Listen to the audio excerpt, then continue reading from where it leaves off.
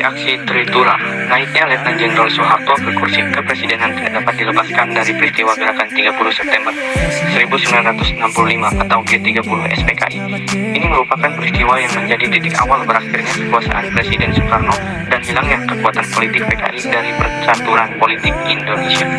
Sistem dan struktur politik ekonomi Indonesia masa Orde Baru 1966 sampai 1998 secara singkat terbagi menjadi tiga, yaitu masa transisi 1966 sampai 1967, 2. Stabilisasi politik dan rehabilitasi ekonomi, dan 3. Integrasi Timur-Timur, yang dimana perang dingin, konsentrasi geopolitik kawasan Asia Tenggara saat itu terjadi perebutan pengaruh dua blok yang sedang bersaing, yaitu blok Barat Amerika Serikat dan blok Timur Uni Soviet. Foto-foto yang terkait dengan materi kami. Gambar yang ke-1, aksi Tritulah di depan Fakultas Kedokteran Universitas Indonesia.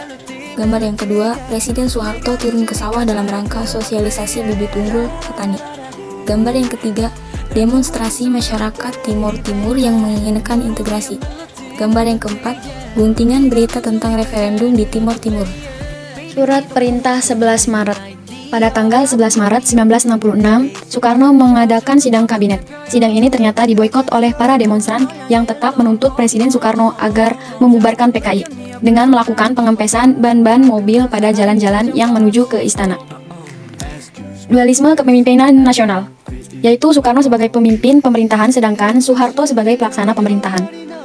Presiden Soekarno sudah tidak banyak melakukan tindakan-tindakan pemerintahan. Adapun kebijakan pembangunan Orde Baru. Tujuan perjuangan Orde Baru adalah menegakkan tata kehidupan bernegara yang didasarkan atas kemurnian pelaksanaan Pancasila dan Undang-Undang Dasar 1945. Penting masa Orde Baru. 1. Kelahiran Surat Perintah 11 Maret 1966. 2. Pemberangusan Partai Komunis Indonesia. 3. Rencana bangunan 5 tahun. 4. Pemerataan kesejahteraan buruh.